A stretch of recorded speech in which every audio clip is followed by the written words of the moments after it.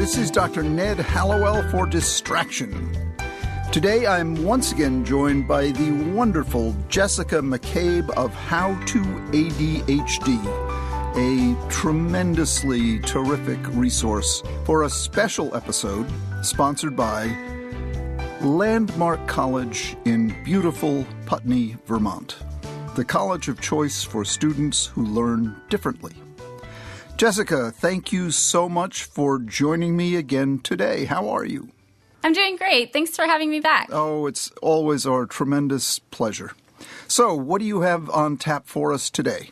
I'm excited. So today I want to talk about something that I really could have benefited from in college and I didn't get, and that is accountability.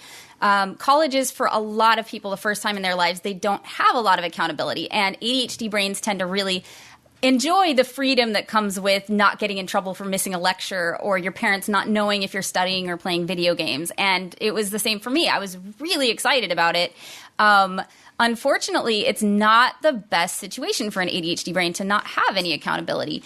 I started community college fully intending to, do a good job, transfer to USC. I started strong. I started enthusiastic. I was getting good grades. I was in a program that would guarantee me admission to USC. A couple of years later, I had dropped out of college. And I think that the biggest difference for me, because I was a good student, I did like learning, the biggest difference for me was nobody was there checking in on me anymore. I didn't have anything but the natural consequences. And for those of us with ADHD, those natural consequences are often so far away that they don't activate us. They don't motivate us, right? Like whatever's interesting to our brains in the moment is going to take our attention. If we don't have external accountability. I ended up just taking whatever classes I felt like taking. If I didn't connect with anyone in the class, I just wouldn't show up. As soon as something more interesting came along, I was like, hey, I'm going to go do this now, right? I did not have the accountability I needed. And I've realized, looking back, I'm 35 years old now. Looking back, everything I've ever been successful at, I had accountability for. I've done really well at jobs where, I waited tables, and that was great for me because if I didn't show up to a table with food, they were going to notice, right? And it was going to be immediate. Those consequences were going to be immediate. But something like failing a class or even not turning in a paper, the accountability, the consequences are so far away that the accountability really isn't there, right? Like your brain doesn't engage until it's the night before the paper is due, and then your brain is like, oh, wow, somebody's going to notice if I don't turn in a paper. Well, by then it's often too late, or you end up staying up all night. You pull all-nighters to make the thing happen, and your health suffers, your grade suffers for it.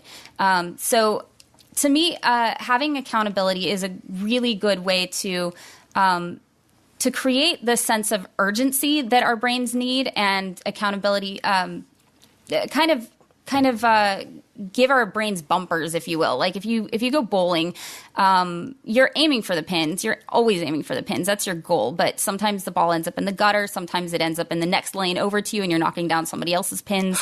To me, accountability is kind of like bumpers that keep you in your lane, right? So that you hit down pins that you want to hit down. That brings back some terrible memories when it ends up in the next lane.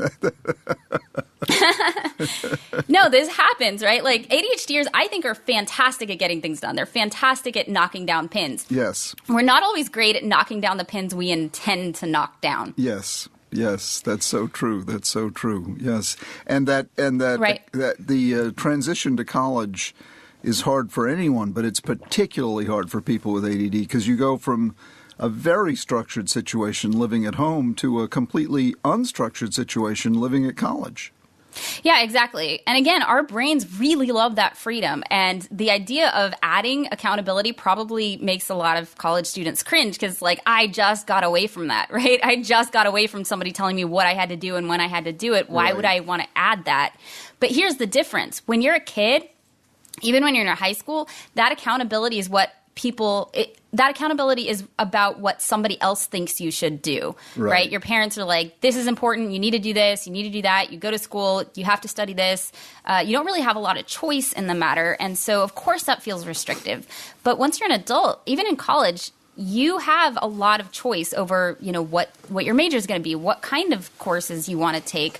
For most programs, like how many courses you want to take at a time. You have a lot of freedom to make your own choices. And so the kind of accountability you're going to be adding is a different kind of accountability. It's not somebody who's in charge of you telling you what to do. It's you saying, this is what I want to accomplish. Now let me reach out to a peer who will help me stay on track with that. And it's a completely different kind of accountability, and it feels a lot better because it's not being forced on you. You're doing it because you want to accomplish things and you want somebody to help you along the way. So you can still have that freedom. What's the best way to add it? So there's different types of accountability you can incorporate. One is go to your school, see what kind of supports and accommodations they have available. So a college like Landmark College is going to really be set up to help you with this. They're going to understand what you need as somebody with ADHD or other learning disabilities, and they're going to make it easy for you, right? Other colleges might be a little harder, but check with them to see what's available. Most colleges have a lot of accommodations available, and a lot of people don't use them. There could be somebody that you could say, hey, can I just meet up with you once a week and talk to you about what's on my plate and like how I'm going to tackle it, and then we'll meet up again next week and see how I did. You can also work with another person together, like study group. If you start a new class, pass around a sheet saying, hey, anybody who's interested in a study group, just sign up. Get each other's email addresses, phone numbers, or whatever, and then you can connect and study together. You can also just do it where you're working separately. So if you have a friend that's going to the same school, even if you're not taking the same class, you can say, hey, let's meet up for coffee once a week and talk about what we need to do this week. And then we'll meet up again next week and see how it went. And if nothing else, like you can create some accountability for yourself, although that's harder because it's, you actually have to decide I'm going to be honest with myself and I'm going to stick to this. You don't have anybody else calling you out on it, but there are ways you can be accountable to yourself too. Setting timers for yourself, using Pomodoros, using a habit tracker, sticker charts. There's a website called Habitca where you can say, like, these are the things that I want to do and this is how often, and you can keep track of it yourself. But honestly, I think the best thing is to reach out to somebody else to have that accountability and to do it regularly. If every once in a while you check in with somebody else, it's not going to quite work as well. I think for those with ADHD, I think it's important to have accountability at least once a week. And Edward and I now on the show, I'm my own boss, right? I have a YouTube channel. I'm my own boss. Edward and I work together. Mm-hmm. But we realize that accountability is really important. When you don't have a boss telling you what to do, you really have to make sure that that you create accountability for yourself. So we have a monthly meeting, we have a weekly meeting, and we have a daily check-in and check-out, which is really helpful for us. If you have a friend where you could just, at the beginning of the day, say, hey, these are the assignments I'm going to tackle today, these are the classes I'm going to, and then at the end of the day, check out and say, this is what I got done, this is what I didn't get done, even that can make a huge difference. All right. Well, if you don't mind, Jessica, I want to take a moment to tell our listeners about one of the success stories coming out of Landmark College. A student who gained the same skills that we've been talking about over these past few months to achieve his goals. When you're labeled as different or troublesome growing up, it can be hard to develop the confidence you need to be successful in life. Filmmaker Aaron Wolf knows this firsthand because he was the different kid. Diagnosed with ADHD and dyslexia as a senior in high school, he tried the traditional routes to success, but left the University of Colorado after just one semester. From there, Aaron begrudgingly enrolled at Landmark College in Putney, Vermont. He wanted to leave after the first week, but with encouragement from his teachers and advisors, he stuck it out and quickly learned to harness his natural abilities instead of focusing on his problems or differences. Because I wasn't good at basic things, I lost some confidence earlier in life, Wolf says. After Landmark College, I felt the confidence to concentrate on what I'm good at. After graduating from Landmark College in 2002, Aaron went on to the NYU Film School. He now heads up Howling Wolf Productions and has a string of successes under his belt, including the documentary Restoring Tomorrow, about the Wilshire Temple in Hollywood, and the indie thriller Tar, about a creature from the La Brea tar pits starring Oscar nominees Timothy Bottoms and Graham Greene. Everyone from Justin Timberlake to Steven Spielberg to Albert Einstein have or had learning disabilities, Wolf says. Once people conquer the things they struggle with, or collaborate with those who have strengths they don't, the sky's the limit for what they accomplish. Disability should be renamed possibility. Well, I love that phrase. Disability should be renamed possibility. This is me talking now, not quoting from Aaron Wolf. And it's so true. It's so true. Really, these conditions that are so misleadingly called disabilities and disorders, they should be thought of as traits. And they are markers of talent. They are markers of possibility. Now, they don't just pop out as abilities. They are possibilities. And I think Wolf really nailed it. Disability should be renamed possibility.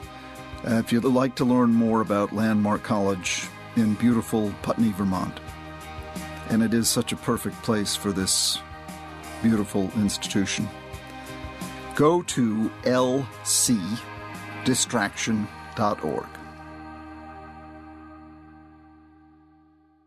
All right, let's get back to the discussion. How about getting a coach? Absolutely. If you can hire somebody, do it. Whether you're paying your friend $5 or you're hiring a coach who can work with you. I think a coach for somebody with ADHD is incredible. I've used a coach before, and it's amazing because they have the professional ability to call you out on your unrealistic goals. Like they are trained to know what's realistic and what's not realistic. Right. And they can hold you accountable in a really great way. And I think for a lot of people with ADHD, it's the coach is there to tell you that's literally not possible. You will not have time to sleep. You cannot do everything that you've got on your schedule this week. Right. You can't. So pick. We've got to prioritize here. So they can help you kind of prioritize and figure out what's important and what's not important. And if you're in college, that can be hugely helpful because sometimes it feels like everything's equally important. Everything's bearing down on you. You've got all this stuff to do. And so therefore you just don't have time for sleep. And we know for ADHD brains especially, skipping sleep is one of the worst things that you can do because your brain's not going to function well the next day. You're not going to learn. You're just not going to have an easy time of it, and it's going to make your ADHD symptoms worse. So you've sometimes got to pick, hey, I'm not going to be able to get every assignment done this week. Which ones are more important? Where can I cut back? And a professional coach can absolutely help you with that. But even if you don't have the money, again, just peer-to-peer support or going to your college and getting accommodations that way, having somebody to check in with. Even a professor, right? A lot of professors have office hours where you can go and say, hey, I need help breaking down this project. I have 6 weeks to do it, and my brain is not going to get started on that until week 5 if I don't have some accountability. So help me break this down. What should I be doing week by week? And they can help you with that. There are a lot of resources you can take advantage of. I didn't take advantage of accommodations at my school, and I really wish that I had. Because sometimes we don't feel like we should need it, especially if we're smart. We feel like we shouldn't need this kind of help, but we do, right? Just because the struggles are invisible doesn't mean that they're not there. These are some very real roadblocks that ADHDers face is running into trouble with initiation and motivation and sustaining effort toward our goals. And adding this kind of external accountability is incredibly helpful. I would say for ADHDers, it's not even really optional. It's kind of crucial. But of course you want to do it in ways that work for you. There's no doubt about it, Jessica. There's absolutely no doubt about it. However you find it, whether it's peer-to-peer coaching or with a friend or a colleague, having some external monitor on what you're doing, whether you want to call it accountability or whatever you want to call it, you just, if you're left to your own devices, it's just not going to work out. Yeah, because our brains have this beautiful ability to wander and explore all kinds of different possibilities and want to do everything. And this is a wonderful thing. But we do need somebody who's good at helping us narrow that down and focus it so that we can make progress toward the amazing things that our brains want to accomplish. Yes. So I think there's a few ways to making accountability work for you. I don't think it's an automatic thing where it's like, hey, check in with this person and therefore I magically get all of my stuff done, right? I think you have to choose the right person. So if you need some accountability with studying before the day before the test, you want to choose somebody who's not the kind of person who can study for an hour before the test and ace it. That person is not going to be a great partner for you. You want to find somebody who also needs to start studying early so that you can help each other out. You can be accountable to them, they're accountable to you, and it's more of a balanced relationship. I think honesty is really important. If you tell your accountability partner, oh yeah, I totally did the thing, like there's no accountability there. It's completely useless. Right. So you have to be willing to say, you know what, I got this, and this done, but this I had time to do, and I chose to go to a movie instead. And that's okay, right? Like you can start to notice your own patterns and not even like make yourself feel guilty about not doing the thing. Maybe make yourself realize like, you know what? Once a week I do need to go see a movie. That's what my brain needs. And so you start building that into your goals every week. You start building some downtime into your goals every week. It's not about you just have to be this workhorse constantly working. It's about finding what's working for you and what's not and being able to adjust because of that. And sometimes we like to lie to ourselves and tell ourselves that things are fine or they're working and they're not. And if you have an accountability partner or a coach, you can realize really quickly, like, sometimes that's not the case. Like, I feel like it'll be fine and I can do all these things, but that's not actually the case. And it ends up being a really good reality check.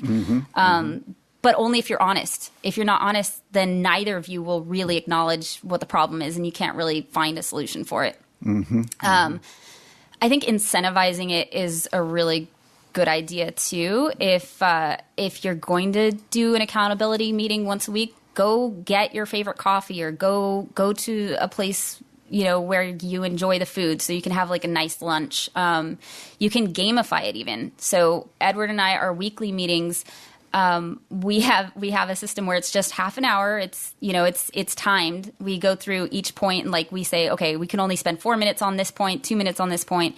And if we don't show up, we lose points. And if we do show up, we gain points for each thing that we successfully accomplished that week. And then we have like a straight up Chuck E. Cheese style list of prizes. And if we get enough points, we can earn those prizes. And that works for us. But at the very least, have regularly scheduled meetings or check-ins. Again, I think it needs to be a regular thing. If sometimes people check in on you and sometimes they don't, I don't think it's quite as effective. And it's also really important to agree on clear goals. So if you meet up with somebody, you should walk away knowing what you need to do very clearly. Like, this is the plan. This is what I'm going to do. And then throughout the week, if you tend to forget by the time you get to the next meeting, just take notes on it.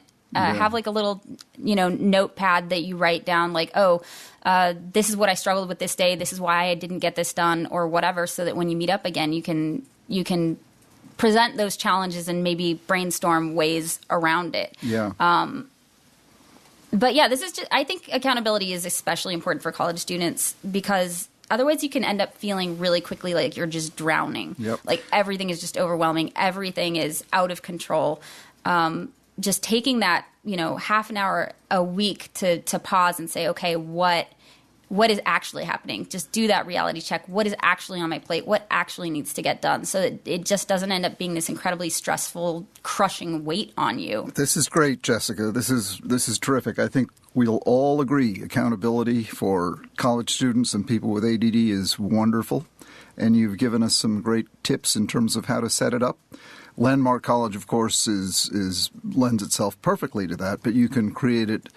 You can create it anywhere, at any college, and honestly, I think it's good for anywhere, at any place in life. Certainly, you've created it in your own life. Yeah, and actually, I think it's the key to why I'm successful. I have a lot of different kinds of accountability. Yeah. I have people who will notice if I don't put out an episode, and then, Edward and I have our own accountability. I have my own systems for accountability. It's not about one thing. For ADHDers, I think you have to create a lot of different kinds of accountability, and it's whatever works for you. So that's really the last thing, is you have to evaluate it. If you find yourself doing the thing because you know you're going to meet up with this person and you want to be able to tell them, yay, I did the thing, then it's working. Yeah. If you find yourself canceling the meeting because you feel bad that you didn't do the thing and you know that they're going to berate you for it, that's not a good accountability partner. Right. I'll say it's not. Well, listen, thank you so much for joining me today. As always, Jessica, you're terrific and very practical in your suggestions and really warm and friendly in the way you deliver them. Oh, thank you. I really appreciate you. Yeah, that's wonderful. Thanks so much, and I look forward to the next time we talk. All right. I'll talk to you soon. All right. Take care. Okay. Well, thank you so much for joining me, Jessica. And to hear more from Jessica McCabe, check out her website at howtoadhd.com. And to learn more about Landmark College or to schedule a friendly campus visit, go to lcdistraction.org. That's lcdistraction.org. Distraction is produced by Collisions, the podcast division of CRN International. Collisions, podcasts for curious people. Our audio engineers are Pat Keogh and Scott Person, and our producer is Sarah Gurton.